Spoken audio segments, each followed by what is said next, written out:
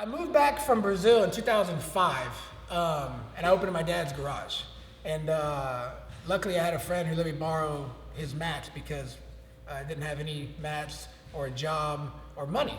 So it was like kind of, I had a room with no air conditioning, and that's, that was enough. And I had the mats, and I had, fortunately, a couple of friends that wanted to train and learn from me and, pay me a little bit just so I could eat. And, we trained and kept that going for about 10 months and never really had more than about 12 to 15 students, at that time.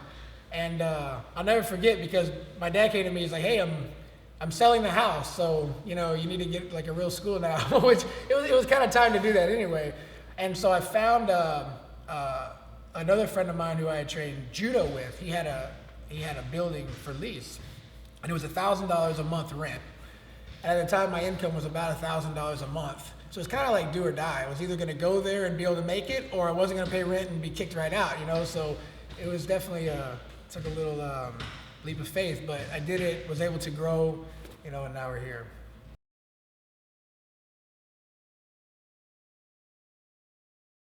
When I very first started, it was a local school, a guy named Tom Fowler, and like I said at the time, that academy was more of a traditional school that offered a few grappling concepts. And from there, I met Alva Solis, who was my coach when I was still a white belt and trained there. When I was 18, I moved to Dallas and trained with Carlos Machado for 4 months. And so I just moved there to train. I was training twice a day, every day, with the only black belt who was available back then, so, and all his guys were top notch because anybody who wanted to learn jiu-jitsu, in the 90s, you had to go train with Carlos. It wasn't like today where there's black belts, from all over the place. It was that one spot. So moved there, trained there, and really learned a lot during that time. Curl and hips. And this elbow, you drive into the ear. He has to lift his arm up. Can everybody see that? His arm went from here to like up. And then you just wipe his hair, and then you don't go to regular mat, you immediately slide up to here. You keep the circle all the way until, look, you can reach and hook this other arm. A lot of times, I try to remind a lot of students like how fortunate they are to have access to this level of jiu-jitsu that they have now. Because, like I said, when I started, it was all about traveling to learn or watching videotapes. Those were your options for learning any type of jiu-jitsu beyond the fundamental, concepts that you were able to grasp from the local white belts who happened to go to a Royce Gracie or Carlos Machado seminar once in a while. And then they would try to piece together their understanding of it and share it with you. It was very hard to get any pure jiu-jitsu in the beginning, and so now, look around, I don't know how many, there's a lot more black belts in Houston, just in Houston, than there were in Texas probably 5 years ago. Nowadays, you can go to almost any school and expect to find sometimes a black belt or a very high-ranking purple or brown belt teaching classes. Some schools have more than one black belt. And the opportunity is to really not just grow, but if you want to compete, you can go compete on an international level against some of the best in the world and have the opportunity to reach that skill level here locally. So the scene's completely different. Look, when you get here, I'm like this. Look, I raise my elbow. I get this elbow's hiding, right? So I sneak this arm under, and my other one follows, right?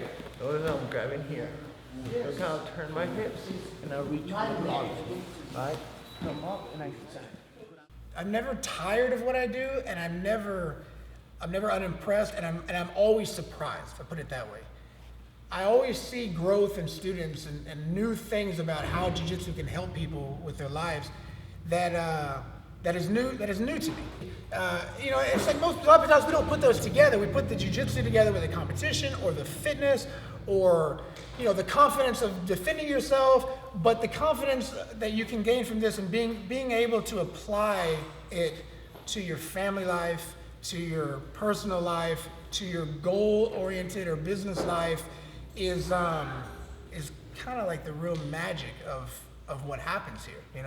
If you took everybody who was a student here and put them in a different setting, a lot of us may or may not be friends because our backgrounds, lifestyles, belief systems, and cultures are so different. But on the mat, we're like they're the same person. We're trying to learn how to pass the guard, control, and, get a submission from the side mat. We're all trying to do this. We're all smiling when it goes well. We're all kind of sigh when we don't do something right and there's little frustrations. We all bow and shake hands and say, awesome job. We're all this jiu-jitsu family on the mat. And off the mat, we, might not hang out together in our different social circles, but here we're in one circle, and so that's what I love about jiu-jitsu. It brings everybody together. It crosses all cultural and boundaries, and everybody's the same. And now I can come up, okay? Because I'm behind. And I'm just gonna run sideways. There's always a sense, you look around the class, you see everybody doing the move like it comes natural to them. But most of the students in the class have been doing it for several weeks to several years. And you have to understand that everybody has to go through a period of, a transitional period where everything is uncomfortable, abnormal, different than the regular day-to-day movements that we do. We walk around, we sit down, we stand up, we carry stuff, but we don't roll upside down and climb up people's backs and change the angle and go for arm bars every day until we do jiu-jitsu. So understanding that there will be a period of, where everything just feels new and everything feels like, oh, you're not quite getting it. So don't try to get everything that you learn in a day. Try to grasp a particular idea that makes the most sense to you of what you learn. Keep that idea, bring that with you to the next class, and try to grasp another idea. Pretty soon, enough ideas converge to where you have an understanding and a picture of what jiu-jitsu is.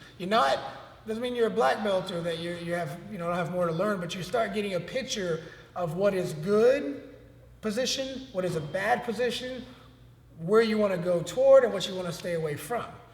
But it takes time. There has to be the right environment where the students know to be friendly and welcome the new person. The instructor knows how to work with them, talk with them, and share these ideas and let them know that the beginning of the journey is the most challenging. You have to just get through the first couple weeks to couple months, and then you're going to have a new challenge, which is also going to present its own unique problems and frustrations and ups and downs, but at least you know that you're not lost. You're just entering a new avenue of new things that you have to learn. But the first part is the most important. So new student, I just try to tell them that. I said, don't try to embrace everything. There's too much stuff. There's too much jiu-jitsu to try to memorize it all.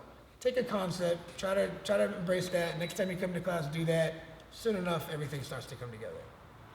So keep your head aiming straight toward his head. Left hand, right hand is going to be at the belt, like the belt knot.